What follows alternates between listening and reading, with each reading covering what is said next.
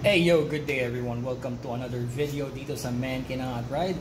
Maraming salamat dun sa lahat ng nagtitiwala sa akin na masasagot ko yung mga tanong nila sa Facebook Man Cannot Ride page. So nagme-message sila doon. Again, thank you. Hindi ko akalain na mapapagkatiwalaan nyo ako na makakapag-share ako sa inyo ng konting kaalaman na natutunan ko rin naman sa ibang mga kumbaga merong credibility sa larangan ng pagmumotor. Yun nga lang, kadalasan sila ay mga taga-ibang bansa. Okay? Okay, so isa sa mga questions natin na nakuha, sabi niya sa akin, pinanood ko yung video mo tungkol sa braking. Tapos nakapanood ako ng video ni Sylvian Gintoli.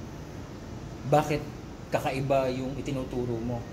Ako, Diyos ko brother, sobrang it's an honor na ma-compare mo ko kay Sylvian Gintoli. Sylvian is a GP rider. He's a racer, Suzuki rider, endurance rider, test rider. Diyos ko dahil. Kung ikukumpara mo yung skills ko kay Sylvian, ang skills ko ay yung buhangin, si Sylvian ay Milky Way. But anyway, so sabi mo nga sa akin, iba yung naituro ko or na-share ko dun sa video na napanood mo kay Sylvian. And I think I know what video that is. Tungkol sa braking. Okay. So ang na-share ko dun sa videos ko at sa marami kong videos pa ng braking, actually lang nasa 1,700 videos ng Man Cannot Ride. So ang i-share ko doon is we have to be smooth sa ating braking inputs. At kahit si Sylvian, binabanggit niya yun, you have to be smooth with your braking. For street riding, ang natutunan ko is we have to squeeze the brake. We have to squeeze the brake. Ang hindi natin dapat ginagawa is yung grabbing the brakes. Kung makikita nyo sa video, parang walang pagkakaiba, no? I will grab the brakes. I will squeeze the brakes.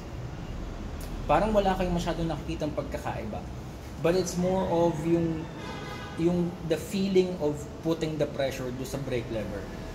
If I grab the brakes, yan, and if I squeeze the brakes, actually pareho lang naman eh.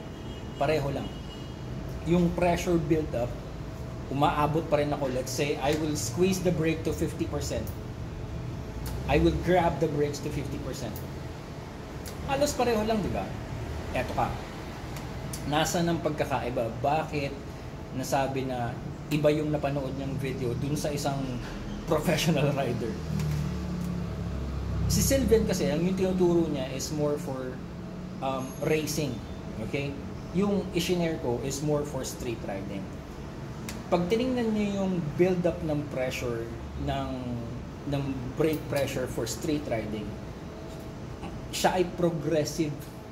Okay? Dahan-dahang umaakyat hanggang dun sa pressure na kailangan mo, then you stay at that pressure, tapos magte-taper off ka dahil ikaw ay magte-trail braking. Okay.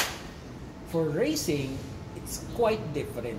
Kasi sa racing, you get to yung engagement point, yung biting point, then you, as quickly as possible, kailangan you have to go to the full brake pressure na kailangan mo for the corner. Let's say you need 100%. Okay? For street riding, I will engage dun sa initial 1 to 5%. Basta marinig ko lang yung click. Yun, marinig ko lang, or muscle memory na lang. Okay, muscle memory, alam kong nandyan yung click. Ibig sabihin, nag-engage na yung brake light sa likod. This will give me 1 to 5% of braking force. Pag nandyan na, yan yung preload, kumbaga, preload portion ng braking pressure. Then I will squeeze the brake. I will count maybe 10, 9, 8, 7, 6, 5, 4, 3, 2, 1. Pinipisil ko yung brake all the way to 100% kasi yun ang kailangan ko, di ba? And then after I'm done braking, I will release it smoothly rin. Okay? So it's the same way, 10, 9, 8, 7, 6, 5, 4, 3, 2, 1.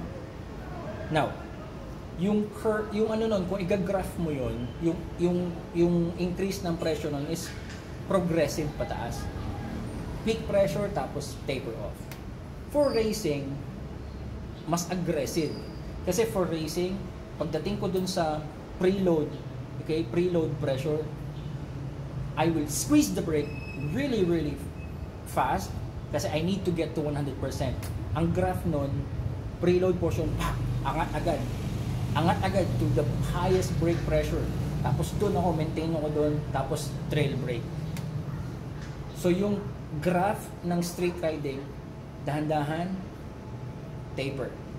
Yung racing, akit agad. Maintain, tapos trail brake. Kaya merong pagkakaiba. Sana nagigets nyo na ngayon pa lang. Sa racing kasi, they need to stop. Or no. They actually don't need to stop. Sa racing, they need to slow down to the appropriate speed for the incoming corner as quickly as possible in the shortest time possible. Kaya nga ang iba sa kanila late breakers. Kasi mauubos yung lap time nila eh. Hahaba yung oras nila eh. So they have to brake really hard, really late, para makuha nila yung shortest time, braking time, so that they can go back to the throttle as quickly as possible. Because they are going fast into the corner. Street riding, we don't need to go fast into the corner. Yun yung pagkakaiba nun. Okay? Dahil we don't need to go fast into the corner, we don't really need to brake hard and quick bago dumating yung corner. Diba? So nakaarangkada tayo, coming into the corner, street riding. Okay? We release the throttle para mag-engage yung engine braking. We use that to slow down the bike. Then, habang ini-engage natin yung engine braking, we are already preloading the brake lever, 1 to 5%. Tapos we are squeezing the brakes. We are slowing down to the corner. And then we take the corner. For racing, di ba? 100% throttle. Pagbitaw nila ng throttle, nasa brakes kagad sila. Yan. They're 100% ka kaagad and they trail brake agad-agad. Mabilis ang galaw, mabilis ang transition ng mga pangyayari sa racing kasi they want to do everything in the shortest time possible. On the street, wala tayong ganun. Wala tayong hinahabol na lap times or shortest time possible. Wala tayong hinahabol na faster cornering speed. Wala tayong hinahabol na shortest braking distance or slowing down. Walang ganun. For the street, it's all about safety. And yung smoothness ng transition natin from throttle to brake, yung smoothness ng ating braking, yun ang kailangan natin for safety. Now, ito na lang siguro. I will close this video by saying, ito yung natutunan ko naman, again, sa isa pang grupo na nagtuturo din ng racing. Do not surprise the tire. Do not shock the suspension. Sa Tagalog, napakasimple lang yan. Huwag nating gugulatin yung gulong, huwag nating gugulatin yung suspension. Paano mangyayari yan on the street? Kapag tayo ay walwal na walwal on the street, bumabakbak tayo ng 299 kilometers per hour sa public roads, tapos biglang nandyan na yung corner, i-release natin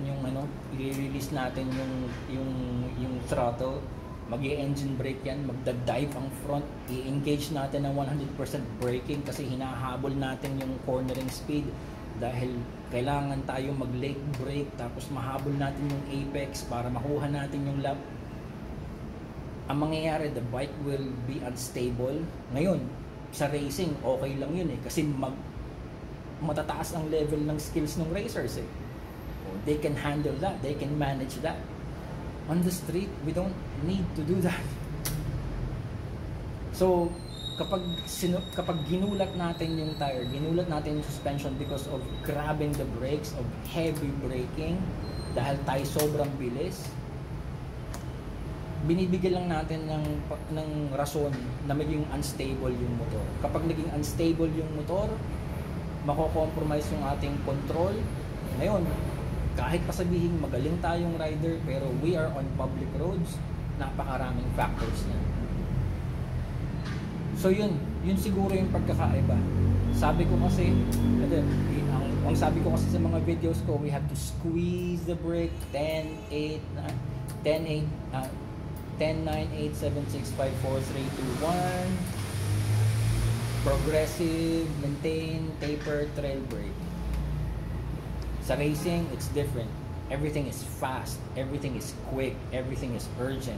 Kaya sa racing, ang braking graph niyan, pagdating sa preload, 100% stay, trail brake. But it's the same. It's